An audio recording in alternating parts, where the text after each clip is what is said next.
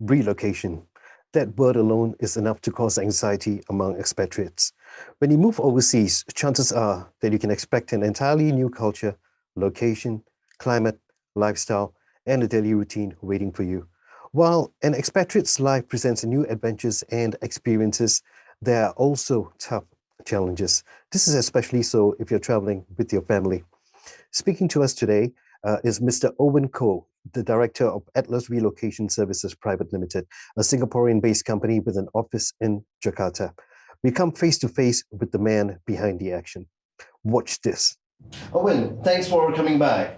Thanks for having me. No worries. Owen from Atlas Relocation Private Limited. Am I saying that right, or is it Atlas Relocation Services Private Limited? Atlas Relocation Services Private Limited.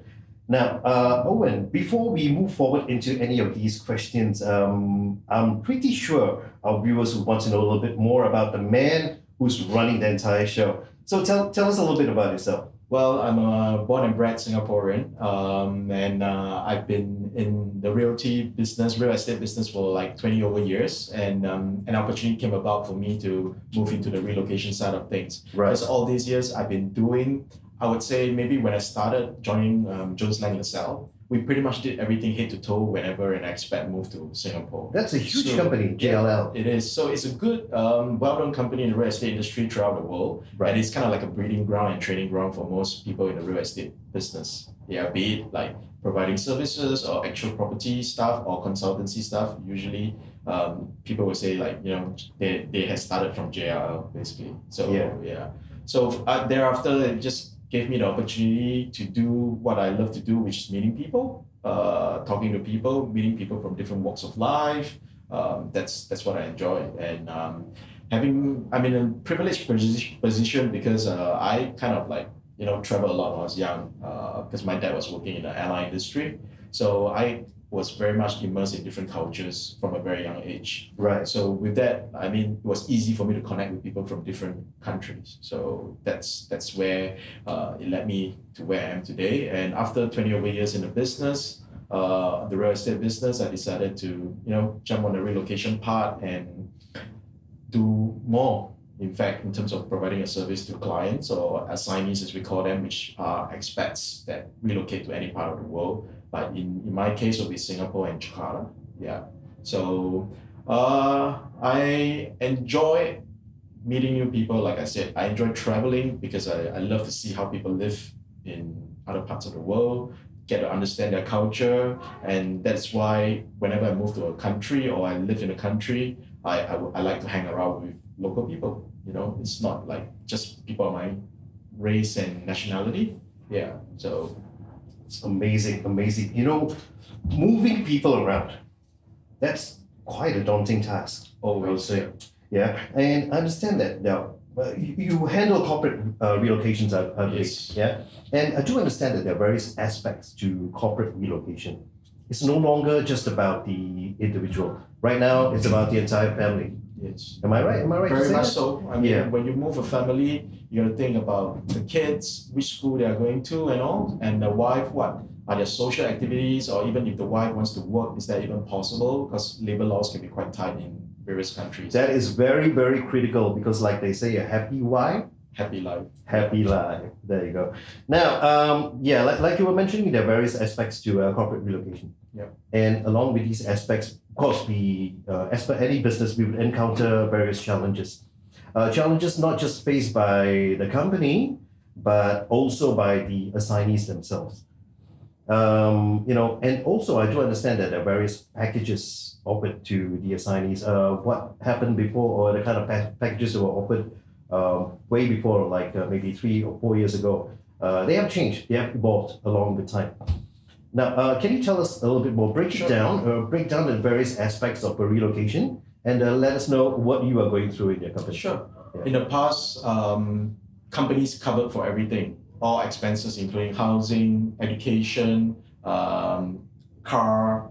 But I think as companies or economies become more and more conscious, industries watching their belt, So I think over time, people are becoming more conscious of cost. So there are different packages. Some are still getting that pure expat package where they'll cover the schools, they'll cover the car, they'll cover even living expenses and the housing rents as well. So off the record, maybe you can give us I would say how much is that big? right now, probably in terms of the breakdown of the components, it really depends on the position. So there's no hard and fast rule. Every company have different policies. Every organization have their different policies. Right. So it really depends on what they provide and what their policy program is. It might be actually politically incorrect for me to actually ask you to break down these figures, but yeah. So I will not ask you for these. Yeah.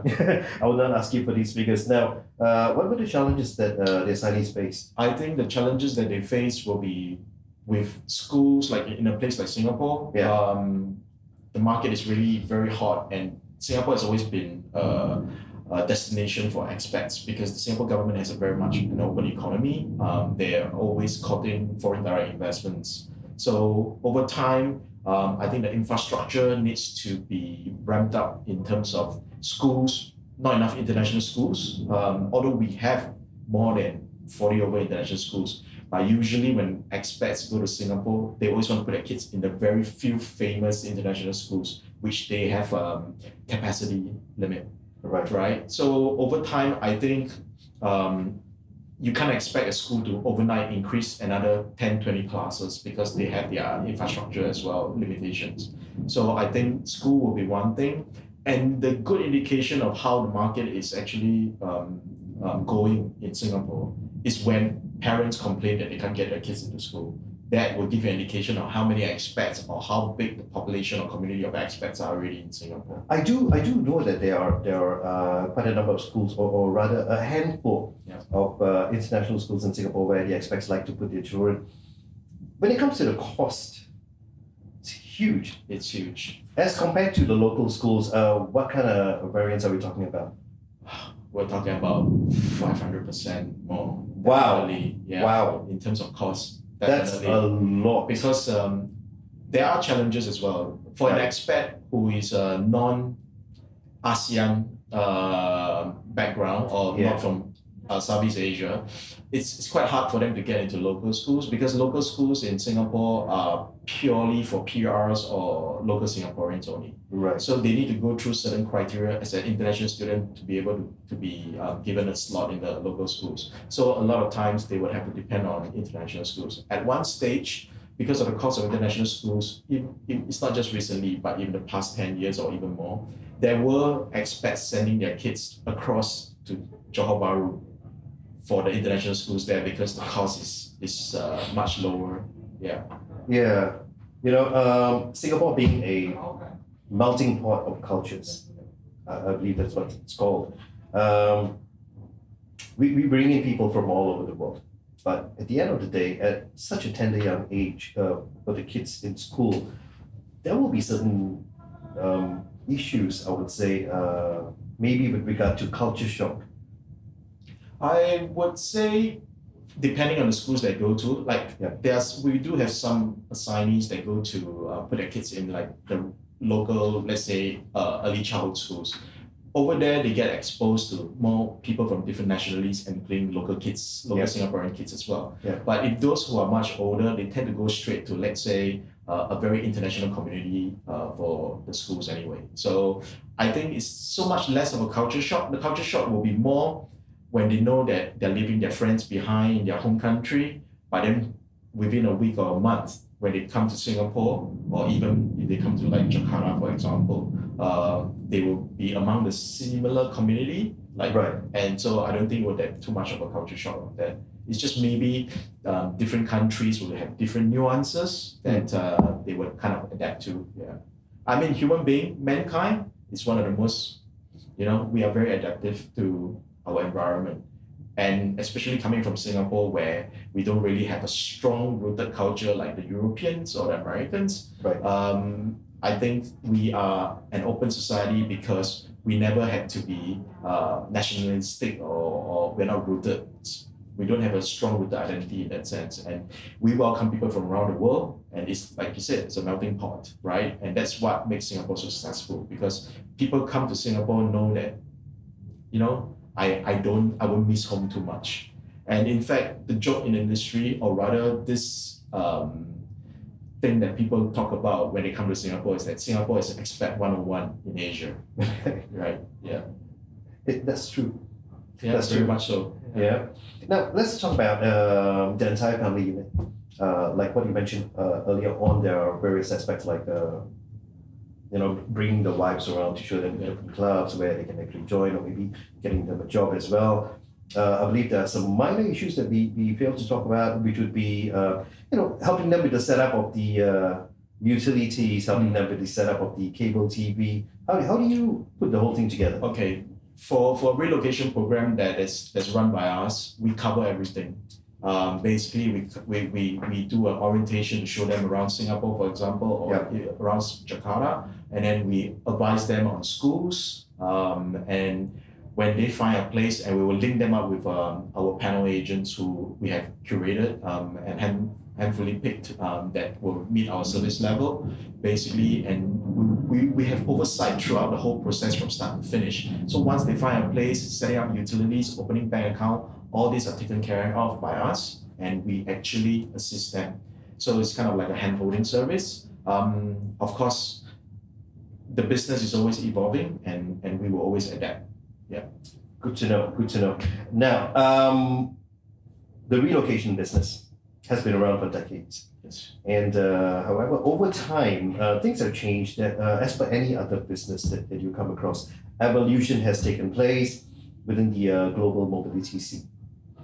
Some of these changes have been brought about by the effects of the pandemic.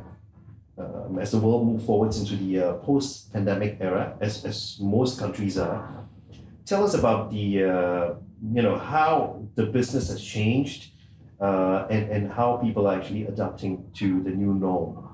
Okay, with technology, with the pandemic, everybody has to change the way they operate. The change even for ourselves, like the way we work. We have to tune to a new economy, a new world of working.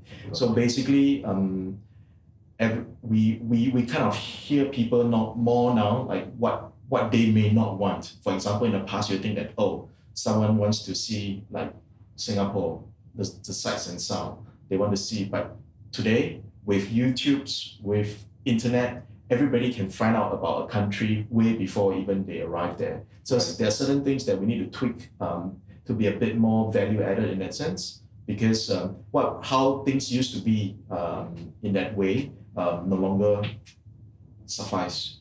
So that's where I think a company like ours, we are a new player, but we are a new player with fresh ideas, and we are not bound by the traditional global mobility companies, how they used to do things. We are not afraid to try something new. We're not afraid to try different things, because I have no preconceived, things bounding me, and I'm free to do whatever I want. Perfect. Now, I would need to touch on one or two things here with regard to being in the post-pandemic era. Yeah. Something else came into play: work from home. Yes.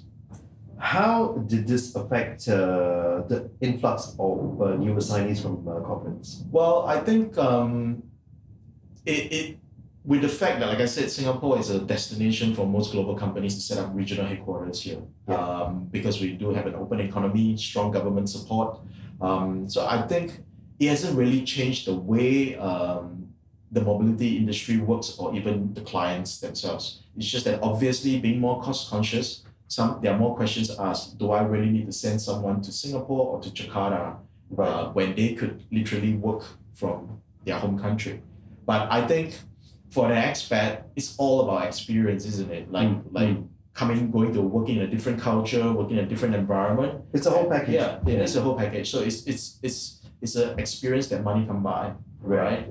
So working from home, even internally as a company, we have no issues, and we will quite encouraging in terms of getting our people, if they need to work from home, then they work from home, because with technology these days, with Zoom and all, it's just very interactive anyway. So for clients, on the client side, I think working from home has changed the way they select properties. Everyone knows that now we need an additional space. We need a study room or even an extra bedroom so that we can work from home. And if husband and wife are both working for companies in Singapore, they would want both to have their own study as well. So I think that has impact on the way they look at what properties they could move into and what kind of properties they'll select. Yeah. And it's great that you touched on selecting properties. Some of this selection of properties happens online. Yes. I do understand that there are various platforms now, like Property Guru and there are various platforms like 99.co. Yes. In the recent years, there have been instances where some of these accounts have been opened up by scammers. Yeah. And there have been fake accounts, and there have been instances whereby this was actually in the news. Yes. Instances whereby assignees did not want to have their own agents, but Yes. they would look for something online, and they got scammed. Yes.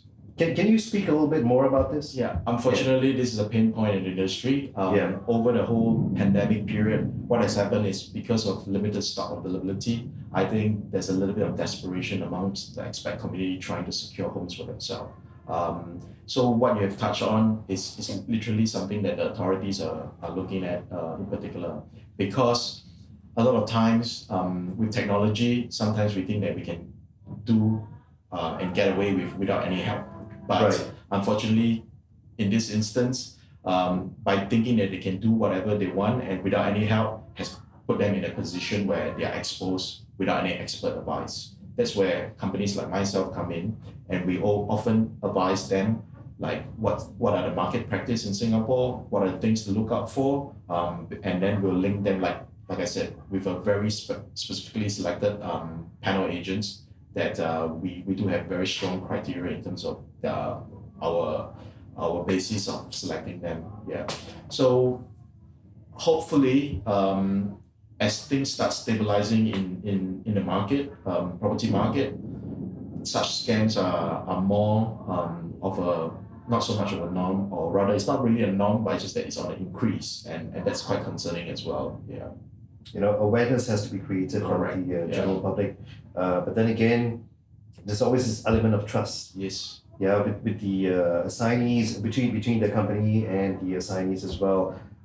They have to listen because at the end of the day, if you want to do something online and you get caught by a scammer, sometimes it just gets out of hand, Yeah. and sometimes it's just too late. Yeah. It's too late, and it makes the whole relocation experience unpleasant. Yes, it's a disaster. So one thing I preach in my company in Atlas is that my staff have always been instilled in them that they have to be transparent, present facts, because those are the things that would put our clients, our assignees on a very good path. Because once we are very clear with them in our communication on what are the things that they need to be aware of, I think thankfully none of our personal clients have fallen prey to such scams because they've been guided by us, of course. So Right. what we have been reading in the reports, like you said, I do suspect it does possibly be in a small minority of the expat community without that kind of support that we are providing to our clients. Yeah. Right. Atlas Relocation Services Private Limited. I hope I'm saying it right this time. Yeah. This is actually a very appropriate name for a global mobility company. It's one of those names, even if you try to forget, you can't forget it. Atlas Relocation. Tell us a bit about this name. How did you come up with this name? Well, basically, when we first started, we were toying with a couple of names. I shall not reveal too much because Okay. that might sound funny, but I think Atlas, the word Atlas itself kind of links to the globe, right? And obviously, we are moving people. We are in the global mobility business, which is a big business throughout the world. I personally, I've got to admit that I've never thought how big this industry was until I got it, myself involved in it. Right. Because I've always seen it from the real estate side of the things. Yeah, different perspective. Yeah, that's right. So when I got involved in it, I realized, wow, there's so many multifaceted factors points to this whole industry, and there's a lot to learn. It was a steep learning curve for me, but thankfully, I have a good team, and we'll talk about it later, but I have a good team, and I've learned a lot in this last few years, be it through real life experiences, be it through talking to companies, be it through talking to expats themselves. And I think we're in a good position to be where we want to be. Yeah. I believe you have an office here in Jakarta. Yes, I do. That is not called Atlas Relocation, it's something else. Because of the business registration requirements of the local country, the local government. So it's called PT Atlas Relokasi. PT Atlas Relokasi. But if you were to translate it, it means Atlas Relocation as well. It's the same thing. So we try to be consistent because, like I said, coming back to the point about clarity in communication that I mentioned earlier on. So we want that message as well. Like if you're using Atlas, be it in Singapore or in Jakarta or anywhere else that we may be in the future, you get that consistency of service delivery if you were to engage us. Yeah. Right. Now you have two Atlas offices, one in Singapore, one in Jakarta as well. How do you run the business in both sides? Do you fly about every month or? I mean, I would be that because we started like back in 2018. So then pandemic struck in 2020. Yeah. In 2019 itself, I did make quite a few trips, meeting up with my staff, training them, talking to them. Right. Because at the end of the day, just like anywhere in the world, I guess, Singapore is our headquarters, and the philosophy, the mindset of how I want a company to evolve and be, I want the people in Jakarta or my staff in Jakarta to have the same kind of mindset. And that's why our core values, the way we do things very much mirrors what we do in Singapore as much as possible, bearing in mind that both countries have different requirements as well. So I keep in contact with my staff quite often. We do have weekly huddles. Okay. My door is always open in the sense that they can call me whenever they face an issue, whenever they need a consult in how they're gonna deal with things or some advice. I'm available 24/7. So yeah, I wouldn't call myself a workaholic, but I'm quite responsive. So I think for me, different markets have different requirements, but the underlying, if I make consistency our key in terms of service delivery, that will be the key. That will be something that I'm happy and I'll die a happy man with, because that philosophy has to exist if we want to be successful. Service delivery. Yeah. You know, just so that we are on the same page, the business that you run in Jakarta, is it a mirror image of what you do in Singapore? Are you talking about bringing assignees into Jakarta, into the companies in Jakarta and finding them houses in Jakarta? Yes. You work with property agents here? Yes. You do, okay. So what criteria do you set for your agents and the people you work in tandem with? Again, likewise in both countries, the kind of partners that we look for, especially like we talk about property agents, the key criteria is that they must be specialists in serving tenants, because we are talking about our clients are tenants in most cases. So I think as long as they have experience servicing multinational corporations and expats, and sometimes we do explain to them policies, company policies, which they were told the line. Very much that will be one of the key criteria, because you can get, you see, Indonesia is a big market, just like in Singapore, it's a big market as well in terms of property business. But not every agent in Singapore can have that aptitude, that quality to be a tenant's agent. I do understand there are some who are sales agents. Yes, exactly. They are the bad apples, you have to admit. Yeah, in any industry, there are always bad apples. And in the property industry, there's always bad apples. It's just how the people that we work with, the criteria that we set, the KPIs that we set, and then how we manage them. Because we have an obligation to our clients, meaning the companies or the expats. So we have to answer when things go wrong or if things doesn't turn out the way it's supposed to be. So we do have an obligation to our clients. At the same time, we need to manage our vendors, our suppliers, and our supply chain to make sure that everything is on par with the philosophy of us, again, wanting to deliver the service, the quality service that our clients deserve. Yeah. Yeah, you know, just so that we clarify the doubts of potential agents who might be watching this show. Yeah. If somebody wants to become an agent with or working with your company, how hard is it to get in? Well, as long as they have the right criteria, they have the right experience, it's not that hard.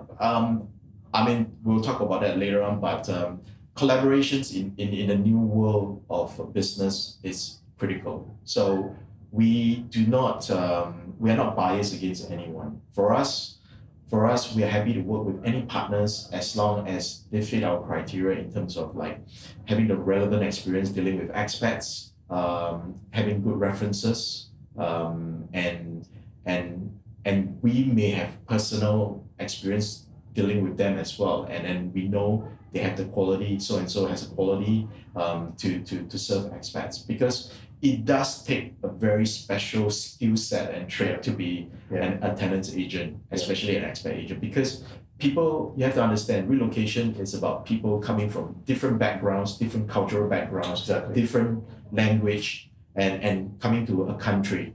So I always tell my staff this: imagine you are telling your foreign friend who is moving to Singapore, what would you do?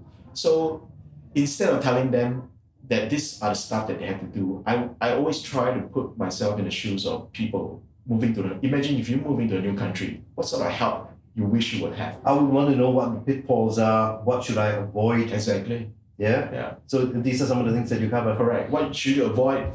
Which areas shouldn't you stay? Like Right. look for a home, that sort of stuff. So I think for me, I try to make it such that my staff who may not have the relevant experience like me in the real estate business or traveling, get to understand why clients or why expats ask for certain things the way they do. It's always, I always feel that the negative is always more interesting than the positive. Yeah. As opposed to, instead of saying, this is what you should do, say, this is what you shouldn't do. Yeah. So this is where you shouldn't stay, you shouldn't go here, So it's negative, but it's more interesting. I mean, human psychology is such. Yeah, for sure. Right? Now, with your clients moving into Jakarta and we have people moving into Singapore, there would be challenges, Yes. I presume. Always. And I'm a firm believer that with every challenge, there comes opportunity, right? With your operations being run concurrently in both countries, I'm pretty sure that you have encountered certain unique challenges with your assignees as well. Now, let's talk about those challenges for a moment. Maybe we can elaborate one or two points. That'd be Sure. great. I think the number one stark difference between the Singapore market and Jakarta market is that rents. Rents are paid on a monthly basis in Singapore. So Right. this has always been the case. But in Jakarta, rents are paid upfront, be it a 2 years lease, so 24 months. So that becomes a very big financial commitment for any organization. So for new companies that may just starting out in Jakarta, they don't realize that, wow, there's such a huge commitment, because that does play on their mind in terms of budgeting, obviously, and expenses. And we of course, from our own specific local knowledge of different countries, we advise our clients accordingly, and this does help to pave the way and smoothen the path when they do relocate their staff to Singapore or Jakarta. So the number one difference, like I said, will be rents, the way rents are paid. That's the key. The second thing will be probably infrastructure of the property ecosystem. In Singapore, it's a little bit more transparent, a little bit more open, in the sense that, like you said, websites like Property Guru, 99.co, they may have overlapping listings, they may have fake listings, as with anywhere in the world. Right. But it allows us to be a bit more transparent in terms of what's available in the market. Unfortunately, in Indonesia, the challenge that we're facing is that we don't have such ecosystem in Jakarta. Are there similar websites in Jakarta? There are rumor.com, but from my conversations with all the realtors or agents that we are dealing with or potentially working with, it's not something that they go to. A lot of times in Jakarta, it will still be people who they know, developers that they know, landlords that they know, agents that they know, a lot of relationship networking kind of things, because you can't expect an expat to come to Jakarta to see what kind of property do I expect to stay here. by going online, like Singapore. Like Singapore, if you go to Property Guru, while they're living in the US or the UK, they can actually expect, okay, this is the kind of apartment that maybe I'm interested in. This is something that I don't like, that kind of things. So hopefully in time to come, I think it's for the good of everybody, so for the good of the industry anyway. Like over my last month when I was here and this trip when I'm here, I've been talking to a lot of agencies as well. And I think if Indonesia or Jakarta as a city develops that ecosystem, it will make finding properties so much easier and then become a bit more transparent. Like transparency has always been, I think, I might offend a lot of people, but I think transparency in Jakarta will be key to how this global mobility business grow in the future. Yeah. Transparency is key. Now, but we were talking about changes in the ecosystem. Ecosystem exists both in Singapore as well as in Jakarta. Moving forward for the next few years, also with regard to the ecosystem, what is your vision for Atlas Relocation Services Private Limited? Because yes, I do foresee that there will be issues when it comes to the evolution of the ecosystem in certain countries, especially where we are. But then again, these challenges would have to be met with solutions. So when you're planning the next few years, it's very difficult for us to say at this point in time because of COVID. We came to a new realization that we are not even able to say what's going to happen or predict what's going to happen next month or the next 6 months. But as per any business, we would actually have to plan 2 years, 5 years, 10 years down the line. So what do you have planned? What are your visions? Okay, so basically, let's talk about the challenges with the pandemic. I think in any economy or in any country, the challenges are quite real in terms of shortage of properties globally, right? In some markets, like Singapore, for example, this is very prominent right now, and it's posing a very tough situation for any expat relocating in Singapore, because there's just little stock. In my last 2 months that I've been in and out of here and talking to realtors as well, I think Indonesia is facing the same thing.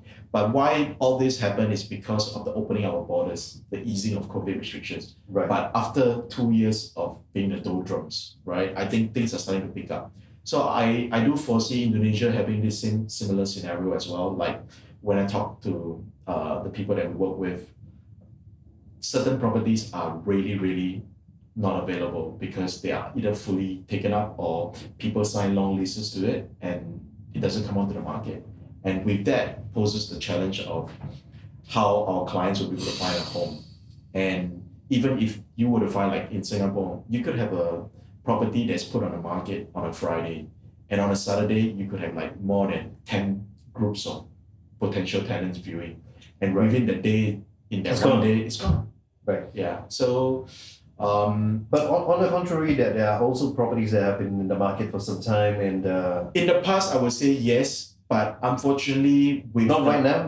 Not right now. You will hardly find a property that's been on the market for 3 or 6 months. Wow. So, okay. Like Jakarta is a different market, but if I were to talk about Singapore and elaborate on that, is most properties used to be able to be occupied. Like after you select a property, you sign a contract, you can occupy it in a few weeks to a month latest. But right now, even if someone signs on a tenancy agreement or contract to formalize the lease, it would take about 2.5 months before they can occupy because the tenant is still staying there. So this has come about because of the shortage of stock in the property market in Singapore. In Indonesia or in Jakarta in particular, I'm starting to see this evolving as well. As more and more companies are sending their expats to Jakarta, the shortage of properties in the sense whereby the popular ones, of course, I noticed that in Jakarta, there are still a lot of construction going on, a lot of buildings that may not be fully occupied. But I would say in Jakarta, it's a little bit more, I won't use the word sensitive, but I would say it's a little bit more unique compared to Singapore. So that's when you ask me how does Atlas adapt, we have to adapt in our ways we do things, because what works in Singapore may not work in Jakarta, and this is something that we are constantly evolving as well. But to tackle all these challenges, obviously, in a place like Singapore, it's about managing expectations prior to the expat coming to Singapore. Tell them what to expect, what we know about the market to the best of our abilities, and coming from a real estate background, it allows me to train my staff to disseminate the right type of information in the right way, and with clarity. Yeah. You know, we've come to a very important topic, which I believe our viewers would want to know about, technology. Yeah. You know, let's talk about the evolution and adaptation of new technology in Atlas.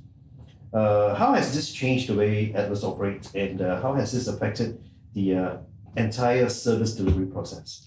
Okay, so about a year ago, we started working with this US developer to have like a portal. This portal allows us to keep track of our relocation program once we are authorized by a company or authorized by a client.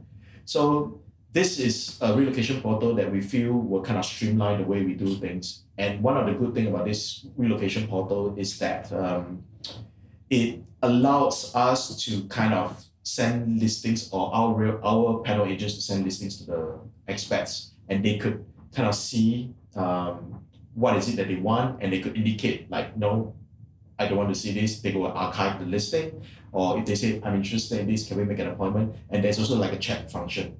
Okay. This is ongoing, so it's like there's a lot of very interactive thing that is happening with that our portal. But in the future, we have just recently invested and collaborated with another company as well that looking into developing like a relocation kind of platform to be used globally, to be introduced globally eventually, and that is tapping on the AI in terms of recommendations and selections.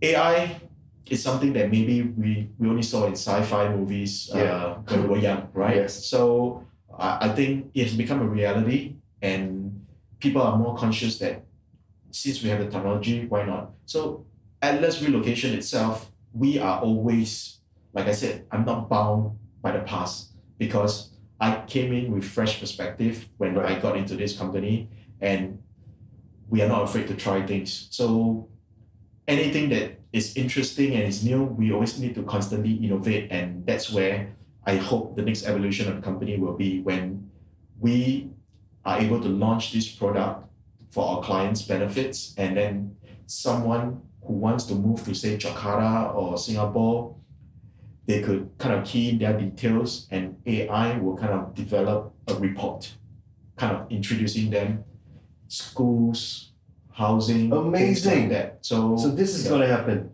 Yeah, so I can't review too much at this stage because it's still in development, but this is something that we're quite excited about, and we're looking forward to it. Is anybody going to lose their job because of this? I think no. I mean, there's a danger, like once AIs were introduced, that robots are going to replace humans. Right. But in the first place, mankind is the creators of technology anyway, right? You have your Sure. Steve Jobs. All of Right. us here are holding an iPhone, and without his vision, there won't be an iPhone, right? Who would have thought? My favorite gadget by Apple is actually iPad as well as iPods, right? I mean, who would have thought that the old cassette tapes or your CDs are no longer in use? Yeah. So I think this is the evolution of mankind, and as much as we think challenges in life, challenges in the world, climate change and everything, but I think mankind will triumph in the end, because we are always coming up with new things, and we always have visionaries that are born to create a better world. Because ultimately, we want to create a better world, a better life, you know. So with that, Atlas wants to create a better experience for our clients for any relocation as well. Great. You know, speaking of climate change, which you just mentioned, now we have come to a very, very important topic. We're going to talk about ESG. Yeah. So we would like to know a little bit more about the ESG policies in Atlas Relocation Services Private Limited. As you plan and execute your expansion, Right now, I believe it's in Jakarta. Over the next few years, I believe you have a vision to expand even further. Now, this is actually a very crucial component in the business growth process. Can you tell us a little bit more about this? Sure. Basically, first and foremost, I'll talk about our plans for the future. Right. As Atlas, I think I'm ambitious in the sense that I don't need to be global player. I just need to be a player in ASEAN, in the key cities in ASEAN, and that is the goal that I have in the long term, because we have already established ourselves in Singapore and now Jakarta being a key market. And I have to emphasize again, Indonesia, Jakarta has vast potential for MNCs, for foreign direct investment. Right. So hopefully, I don't know, our next destination could be Vietnam, Philippines. You might wonder why. Because the political instability in Malaysia and Thailand will be something that we have I'm fond of these two countries, obviously. Malaysia, for obvious reasons, being so close to Singapore. Right. Thailand is a place where I used to spend my childhood as well because my dad used to work there. So I do have a bit of affinity with Thailand. Right. But unfortunately, the political instability in these two countries is something that I think doesn't make it very conducive at the moment. So for us, our ESG policy in Atlas is that firstly, we are LGBT plus friendly. Okay. And we do emphasize a lot on work-life balance as well. And in terms of sustainability, we try to digitize as much as our work as possible and cut down on using or printing on paper and that kind of stuff. I know all these little things, especially with paper stuff, most companies are doing, and it sounds like a small thing, but I think in the past why we invested in that portal that we're using right now that I mentioned is that in the past you have property agents printing out like what we call a viewing list to the clients to say, oh, today I'm taking you to these sort of places. Okay. But right now with that portal, the client can see it as a web-based format on their phone, like these are the properties I'm looking. Right. And you don't need to have produce like a piece of paper for the sake of that. Sometimes you can go up to 2 pages or more if you're looking at a lot of properties. So I think we try to reduce our carbon emission in the sense that there are a lot of things, especially for like our consultants, to bring people to orientation, looking around and all that kind of stuff. Some of our consultants that we have selected are driving electric cars, but I would say that takes time for us to evolve to maybe a all electric car kind of consultants or suppliers or vendors that we use. So it's changing in Singapore. Electric car wasn't a thing back maybe 10 years ago. Yeah. But now you do see more electric cars in Singapore. Almost everywhere. Yeah.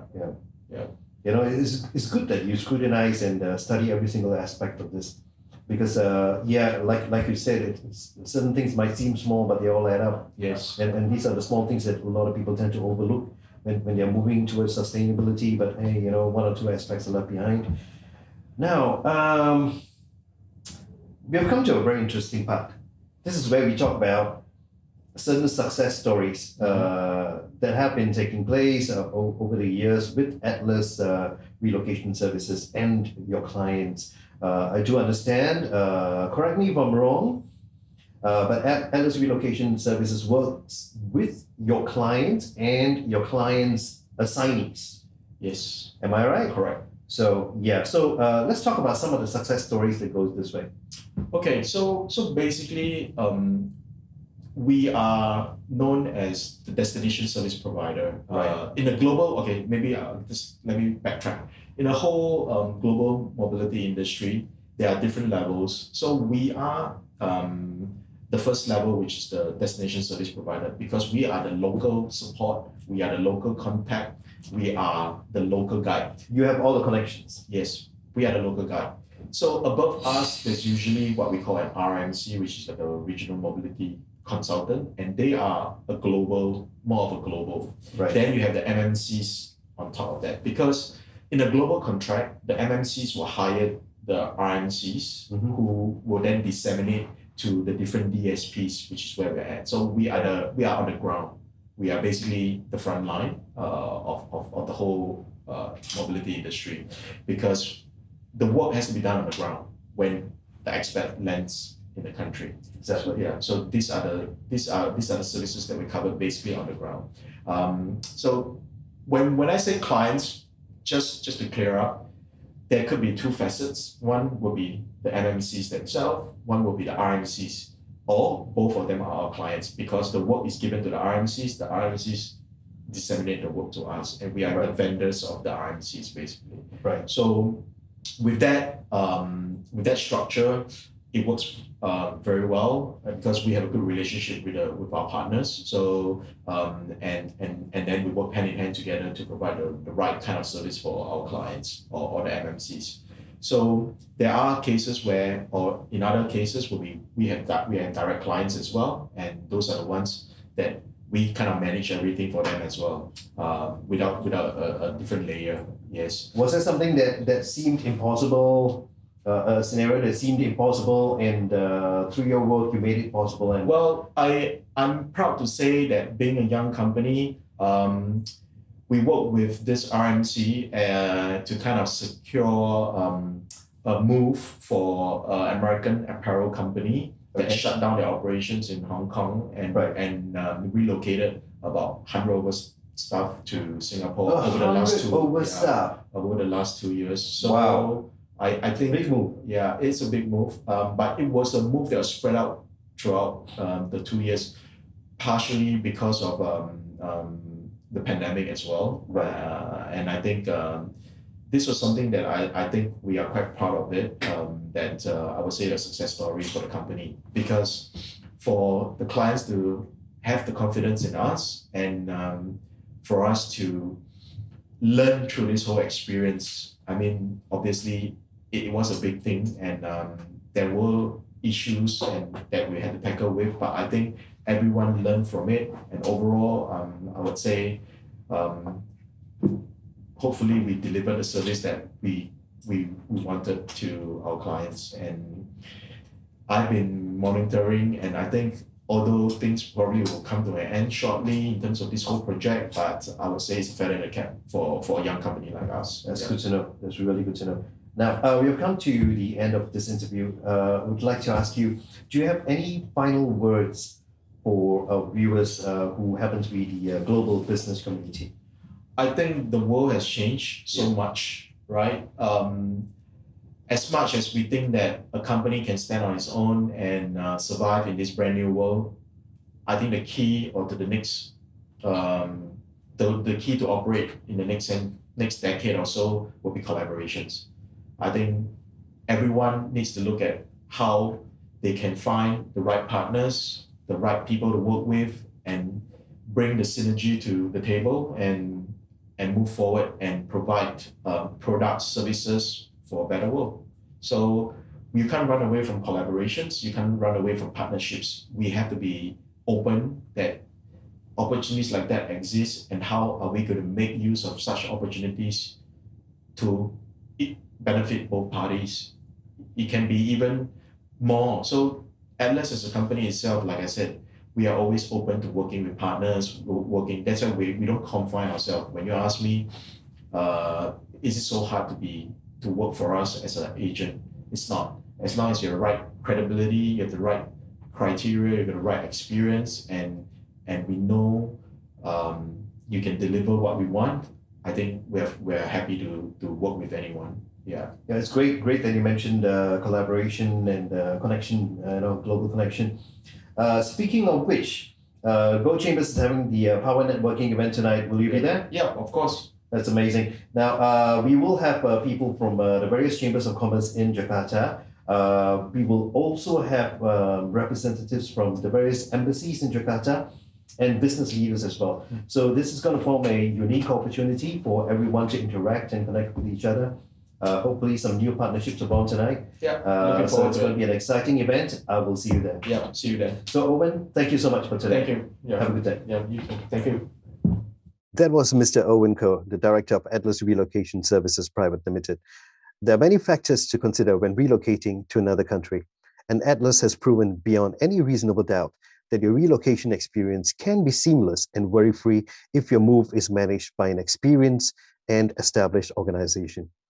To contact Atlas Relocation Services for quotes or to engage them to manage your relocation, click on the links below. And if you wish to connect directly to Owen Koh, his details are below as well. Thanks for watching, and leave your comments and opinions, and remember to follow our channel for more interviews with chambers and industry leaders from around the world. I'll see you soon on The Chamber Guy.